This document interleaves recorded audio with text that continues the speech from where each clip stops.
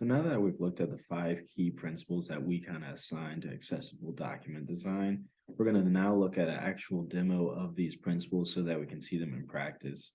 Then after that, you're going to go into a different document, look for any accessibility issues before sending it back to us. And then we'll check your results. Because accessibility and accessible document design is really all about just practice and repetition so that you can both see these things a lot quicker, and then also it kind of becomes second nature so it doesn't add any extra time to you designing documents yourself.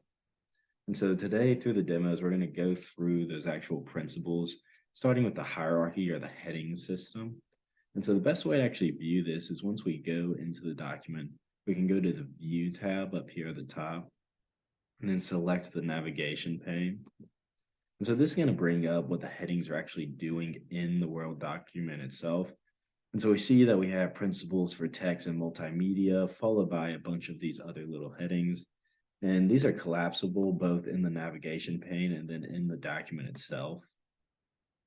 And so when we're looking through these tabs, what this actually means is these are the styles that we are assigning to the headings. And so it's something that we have to do through the Word document or PDF or whatever system that you're using. We have to input it as a certain style so that the system will read it as a heading. So how we do that is we go to Home, and we use this Style tab right here.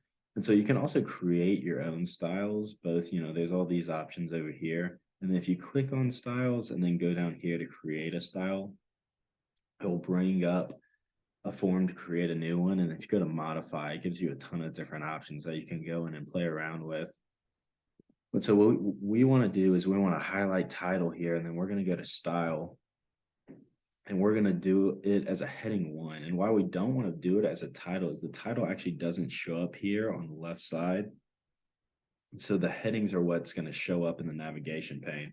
And so that's why we use headings for our titles as well as all the subheadings instead of doing, anything else within the style tab.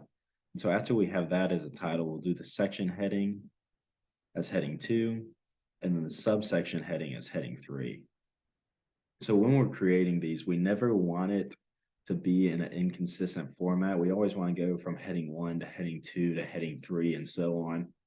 Only when we're changing topics. And so the title is going to be the only thing that's actually in heading 1. It's kind of going to be off by itself. Of course, in this document, we have 2 as a heading 1, but that's just for demonstration purposes. Otherwise, we're going to be playing around with the section heading, the subsection headings, and then sometimes maybe even a 4th heading, which will be underneath the subsection heading. But what this allows is not only do these collapse over here on the left side and make it look a lot cleaner, but you can click around, it'll move you to where that is in the document. And so this isn't the greatest document to really demonstrate this to full effect, but once you get to a lot larger documents with a lot more headings and more information, it's extremely helpful to be able to navigate through very quickly, and your users are going to be able to find the information that they're looking for in a very quick, efficient way, leading to less frustration with the document. As well, it's going to emphasize the information that they're about to read in those subsection headings. So now that we're done with the hierarchy and headings, let's move on to the media and alt text. So I'll just go back to view and close down this navigation pane. So then as we scroll down and we look at the media and alt text, in this case, we're going to be using a image as our example, but this is also prevalent for, like graphs, charts, videos, anything that is, pretty strictly visual related, we're going to treat as media and need to use these tactics to make it more accessible for all of our users. So when we click on the image, we can go to picture format. All these things can also be achieved by right-clicking, but it's just a little bit easier to go to picture format. The 2 things that we're going to be paying attention to is the wrap text and then the alt text options. And so first, when we go into wrap text, all of our images are going to be in line with text. That's what we pretty much always want to use. And the reason why is if we go down to square or tight or some of these other options, you'll see that the next section, the table section, or really any text that would be following your image is going to come up to the right side of it. And so not only is this more of a pain for, visually impaired users who can't really distinguish between the two as well, it also makes the flow of the content a little bit more confusing on what you should be focusing on and what is actually talking about the image versus what is the next section itself.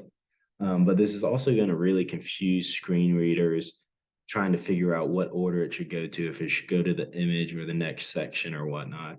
And so we just always want to do inline with text just to avoid any confusion and keep it nice and easy. And then when we're actually talking about the image itself and screen readers, alt text is kind of one of the most important things that we have to do. So when we open alt text, as you know, alt text is just a description of the image that a screen reader will read, or you can view from, inside the document such as this to get a description of what the image is trying to accomplish in the actual document itself. So when we come over to this right box, this is what is actually going to be the alt text. This is what's going to be read by the screen reader as well. We see that it says a person wearing sunglasses, and this was generated with low confidence, as Word and all of these other programs have AI systems, and they try and guess what the image is actually trying to accomplish with its AI. And so we'll see here that it actually says it doesn't have a lot of confidence in what it's trying to do. And so we want to change this alt text to make it specific for our document and our image itself. And so let's say that this entire document is talking about cherry trees, and we're really just trying to describe, how beautiful they are or how they're blossoming in the springtime. Instead of focusing on the man, we're going to focus on the cherry trees in the background and say something, cherry trees are blossoming in Philadelphia. But let's say that our entire document is actually focusing on the man, who in this case is Dr. Marone's husband. We would say something like, Sergey Marone is walking in front of cherry trees in Philadelphia, and how that really connects to him, as he would be the main focus of our document itself. And so we never want to repeat any information that's in, surrounding the image itself. We always want to add new stuff and add what that image is bringing to the visual users, so those who can't really see it as well also get that same effect. And then if the image isn't bringing anything, if it is something that's just there for looks and we don't want to be read out by the screen reader, then we're going to come over here and just check mark as decorative. And so this means that the screen reader will skip right over it and move on to the next section. This is something that we kind of want to avoid doing a ton, though, as even if we mark it as decorative and the screen reader skips over it, someone who can see the image but not super well is still going to wonder why it's there and what the image really is. So a lot of times marking it as decorative is something that we try to avoid. And if we are marking something as decorative, we kind of need to reflect on, maybe that's something that we should just take out in general and not have as a part of our document. So now that we're done with media and alt text, we can just exit back out of this. Then we're going to move on to tables, which is one of the trickier things that we do accessibility on. Tables we mostly want to try to avoid, and we especially want to avoid them if it's just for, a stylistic or design purpose. But if you really do need to put a table in, we're going to show you how to do it in the most accessible way. Though we kind of realize that a lot of times it is pretty difficult to make them, fully as accessible as we would like, especially from the standpoint of screen readers. And then as you'll see in your next lesson, PDFs make tables very, very difficult. But if we are going to have a table in, we're just going to click inside the table here and go to table design. And so off the bat, you can kind of see that when it's just white bands with these lines, it makes it difficult to really track, from left to right, and also tell what the important information is, what we should be kind of paying attention to. So a couple of things that we want to do to make this a little bit more accessible is up here at the top, we're going to have a ton of different table styles. And so if we just scroll down, you want to make sure you have banded rows selected. And what banded rows is all of these different colors here on the rows that separate. And it makes it so that the entire table isn't just one color, so it's easier to track from left to right. And so then once we also do that, we want to select the header row option over here, because in this case, we do have a header row, meaning that all of the other content underneath this header is, pertaining to what is above it. And so in this case, the contrast is actually not too bad. If the contrast was to be more difficult, you can either scroll down and pick a different one. If we like this design a little bit better, that contrast isn't too bad. And then you can also change the shading over here on the right-hand side to make it whatever you would like and really customize it to your own purposes and design. So then as we move on, a couple of notes on just formatting, spacing, and things like that. We go back to home, we always want to use built-in formatting tools, things just as simple as where to align stuff, but also things like bullet points, indentions, the styles that we talked about earlier for the headings is a great example about using those built-in formatting tools instead of just trying to customize it on our own. We also want to make sure to avoid text boxes where we can. So like here we have a text box. And so instead of actually using the text box, we kind of want to just take the information out of this text box and put it somewhere else in the document. So, we'll just come in and input it here if we wanted and delete that text box. And the reason that we don't want to use text boxes and want to use these built-in formatting tools is that it's going to make it a lot easier when we're trying to transition this to other things or other systems such as PDF or other things like that.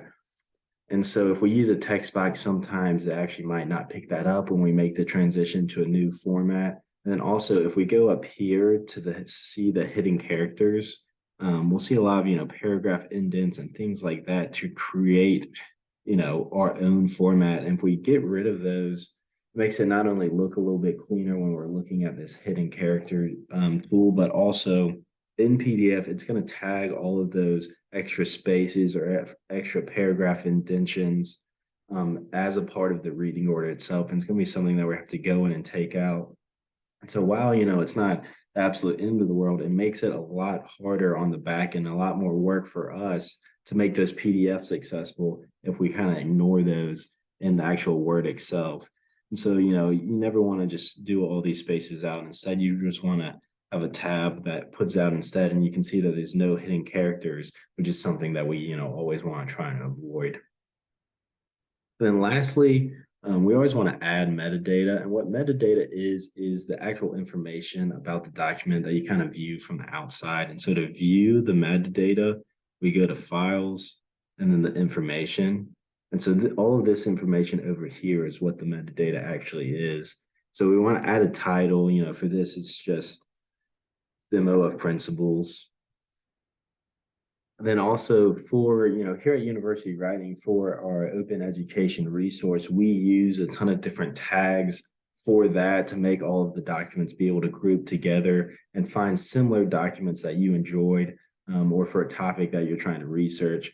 And so you can also come up with your own personal tags for your own documents to make things kind of group together and a little bit easier to see here in the tag section. But the other thing we really want to focus on is author. So a lot of this time, if you download a document or if you're creating a document, it's going to put yourself as the author, even though you aren't the actual person who's creating the document. So in this case, it put myself as the author, even though that Laylee Marone is the actual author of it. So we just want to come over your own name and right click here and then remove this person. And then you want to enter in the actual author. So in this case, it would be Laylee Marone. And so now that we've done all that, we can return to the document itself, and then we're going to run the accessibility checker. And so why we don't do this at the very start is, even though this is a very great tool to see if we miss anything in accessibility, and it's getting better each and every day, we always want to go through and manually check it first because there's a lot of things that the accessibility checker won't really catch, which you'll see in the next exercise a lot, is things that the system won't catch that us humans can go in and really see and make it so where it's a little bit more accessible for all of our users. And to run that, we're just gonna go to the top here and do accessibility checker. So when I run this, we see that there's a couple of, hard contrasts, mostly up here at this section heading, and then as well as the terms down here. And so these are things that we can go in and fix very easily now that they caught it.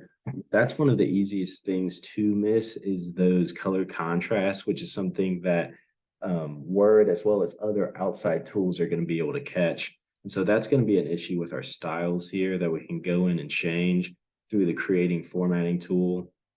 Or down here on the table, since this is something, that's pretty easy to change, we can go to table design and change the shading of it to make it a little bit darker or anything like that we would want to really just make it pop a little bit more. But now that we've gone over all of these key principles in the actual Word design itself, and you've seen a demo of all of these principles that we've seen, now you're going to go on to a new document, a new fresh document, and look for any of these accessibility issues and go in and change them for yourself. And while you're doing that, don't be scared to come back to this video or to use the accessibility guide as well and review previous lessons. As you know, it probably will take a little bit of time, but as you get used to it, it just becomes easier and easier as you go, and something that becomes second nature as you're creating documents. So don't get discouraged, and then just send in whatever you end up finding to us.